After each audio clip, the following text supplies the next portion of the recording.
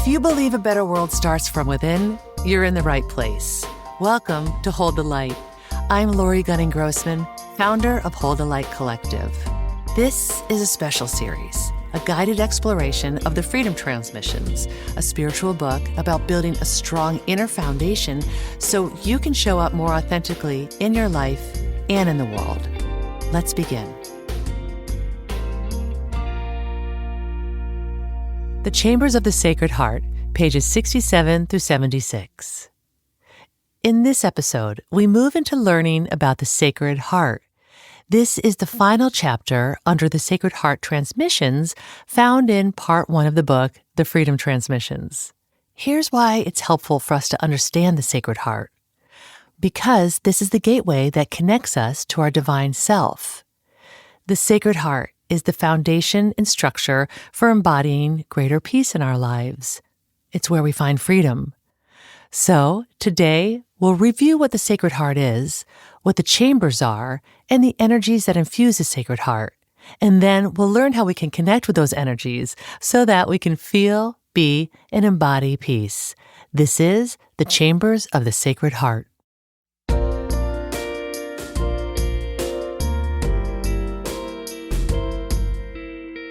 Before we move into focusing on the Sacred Heart, let's reconnect with why we read and work with the Freedom Transmissions. We do it because it's a pathway to peace. It makes us feel better. It helps us to show up with greater presence in our lives, and it helps us to transcend and evolve from issues that keep us from living our true nature and essence.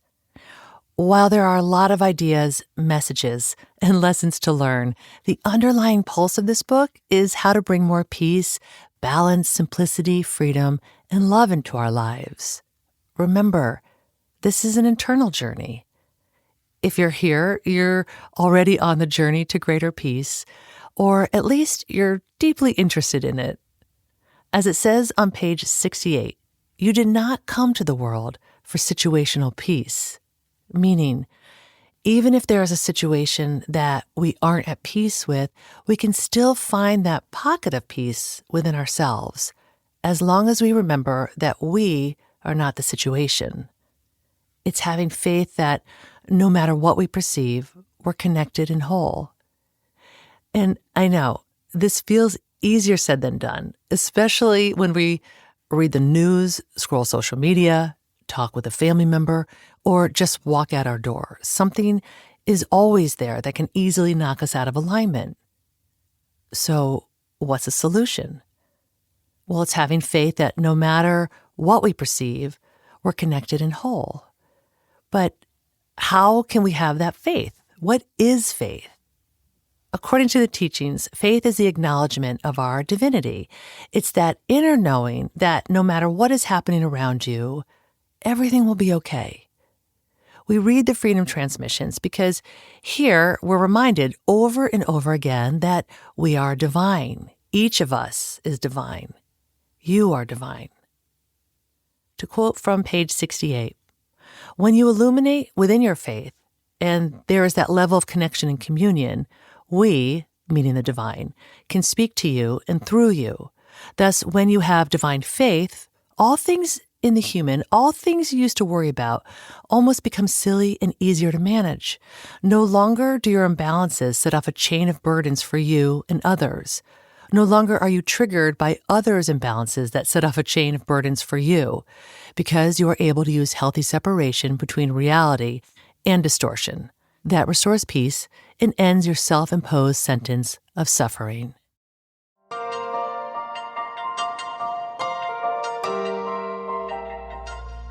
So, what is the Sacred Heart?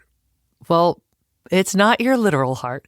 The Sacred Heart, as it says in the book, is the center, your center, united with the center of Gaia, of the sun, of the universe, and of God. It is the intersection of the dreaming and the dreamer, creation and creator, subconscious and conscious, seen and unseen. It's where the horizontal meets the vertical. Within the Sacred Heart, there are 4 chambers or energies that complete it. These are simplicity, stability, surrender, stillness. So think of the Sacred Heart as a medicine wheel where these four energies intersect at the center point. At this intersection is where we find freedom. So when we embody the four energies, we are in balance and peace. As the teachings tell us, this space exists within you at all times, but you must choose to find and illuminate it. And when we do, we'll connect with the divine. This space and these energies exist within us at all times. Basically, we were created from these energies, so we always carry them with us. We don't need to go looking for this outside of ourselves. It's within us. All we need to do is find it and illuminate it. We cannot move from our identity self, from our ego self, into the conscious self, or our Yeshua self, without connecting with these four energies. So, kind of important energies, yes? Unfortunately, they are not so highly valued in our world. Our complex, noisy, controlling world where entitlement, ownership, image, arrogance, and expectations take up a lot of space. It's a demanding world that dulls our discernment and intuition. It's a world addicted to chaos, anxiety, and substances. And when we don't take time away from all of this, it can make us feel like we're spiraling out of control. But luckily, there's a solution. And, yep, I bet you guessed it by now, it's prioritizing these energies of simplicity, stability, surrender, and stillness. This can help us restore our peace. It can help us to experience more joy and connection independent of our external reality. This line in the book popped out to me. Were these four energies to be the central currencies for success, your world would be a different place. When we connect with them, they create more abundance, joy, and flow in our lives. They are what brings us balance. They help us to realize our true divine self.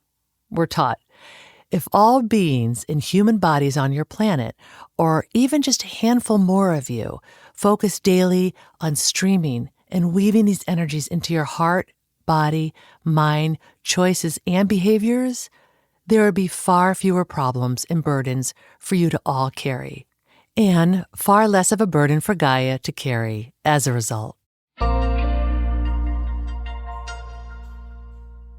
Okay, so let's look at the four chambers or energies of the Sacred Heart. Number 1, simplicity. Simplicity is one of the central aspects of peace. It's central to our realization that we're one with the divine. It's letting go of all that feels burdensome and disturbing to your peace. How to connect with the energy of simplicity? Ask yourself these questions. What are the aspects of my life that continuously feel chaotic, polarized, overly complicated, and volatile? Am I willing to participate in the process of simplifying my life, even if it means working less or more, taking better care of my body, decluttering, and taking the time I need to do the things I've been putting off that keep piling up and causing stress?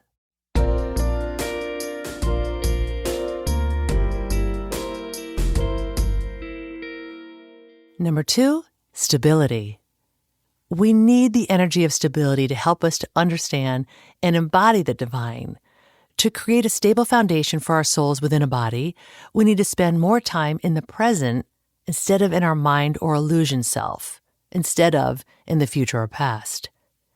Embracing the energy of stability requires us to examine the structure of our lives, including relationships, careers, and behaviors.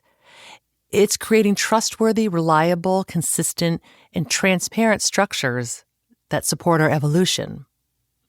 To quote, it's building your house on the rock of faith instead of the sand of complacency. How to connect with the energy of stability? Ask yourself these questions. What feels unstable in my life? And what anxiety and impatience does that bring? What is unsustainable?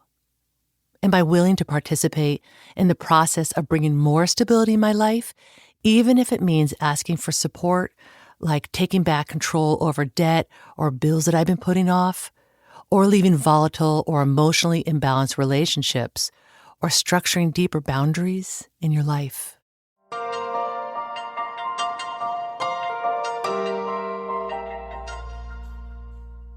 Number 3, surrender. Some view surrender as a weakness. Some view it as a virtue. To fully embrace the energy of surrender, we can't pick or choose what we will surrender and how much. There's no selective surrendering or being willing to surrender, but only within a narrow set of parameters. The teachings tell us it is a state of being rooted in humility, discipline, integrity, and devotion in a way that can sometimes require effort, but never in a way that creates more burdens. How to connect with the energy of surrender? Ask yourself these questions. Where in my life do I fear surrender? What do I fear surrendering? And what is it I'm surrendering to? Where in my life do I continue to exert control? Where do I tend to try to force or manipulate outcomes the most, and with whom? Am I willing to participate in the process of bringing more surrender to my life, even if it means fully giving over with faith that everything will be all right, no matter the outcome? And am I willing to stop playing tug-of-war with Yeshua and with my burdens, and surrender not only my burdens, but my whole self?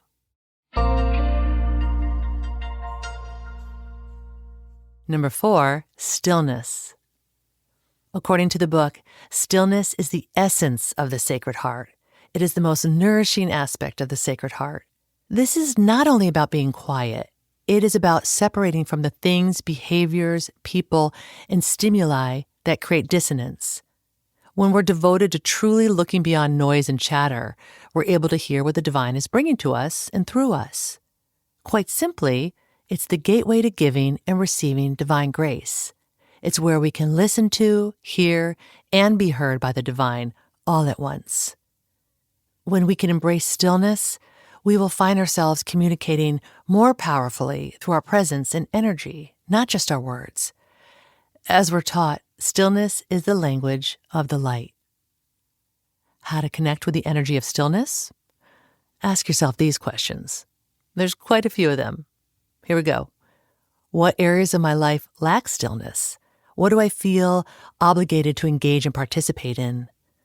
How does my mind sabotage my peace in my heart? Where do I feel stillness, and when? Does stillness make me feel nervous? If so, what am I afraid I'll hear within the stillness? What am I running away from in my restlessness and external seeking? Am I afraid to be alone with myself and my own thoughts and feelings? If so, why? Am I afraid of stillness and the productivity I might lose through taking the space to come to quiet and peace? Am I worthy of stillness? And then finally, am I willing to participate in the process of bringing more stillness to my mind and heart, even if it means turning off outer stimuli and voices, even if it means committing to a meditation practice, going out into nature, putting down the phone and turning off the television, creating boundaries within relationships, or releasing people from your life who are controlling, needy, or low vibe.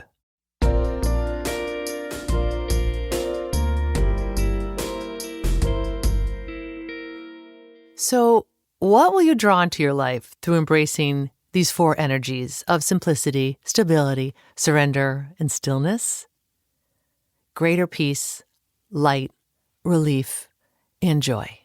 These energies are within all of us at every moment. They are our true state of being and the foundation of our true heart and the heart of our authentic self. In summary, why is it important for us to understand our sacred heart? Because, as we are taught, your sacred heart, it's the gateway that connects you to your Yeshua self. You were designed for simplicity of realization, stability of foundation, surrender and transformation, and stillness and invocation. It is the foundation and structure for the pathway to peace.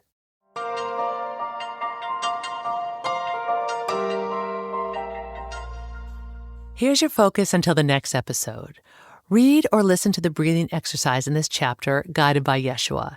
In the book, this is found on page 75, and in the audiobook is at the 2804 mark of this chapter. review the 4 energies: simplicity, stability, surrender, and stillness, and journal on some of the questions that we discussed. Read or reread The Thread and Stitching of the Dreaming, found in Part 2, The Freedom Transmissions, under Transmission 1, which is called The Weaving of Spirit Upon the Web of Life.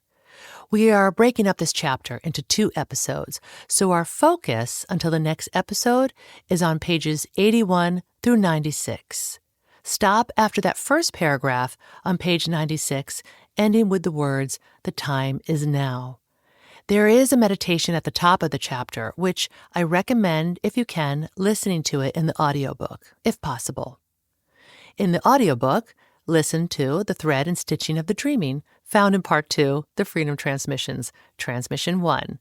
Listen to it until the 21:43 mark in the second section of the recording of this chapter. If you have the audiobook, you'll see what I mean when you look at the table of contents.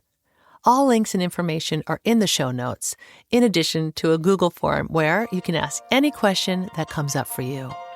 Thanks for listening. Keep holding the light. If this series is resonating with you, I'd love to stay connected. Visit holdthelightcollective.com to sign up for my weekly newsletter, Build the Light. It's where I share good news for the soul, plus my latest events and offerings. All links are in the show notes. And if this podcast has meant something to you, the most generous thing you can do is share it with someone.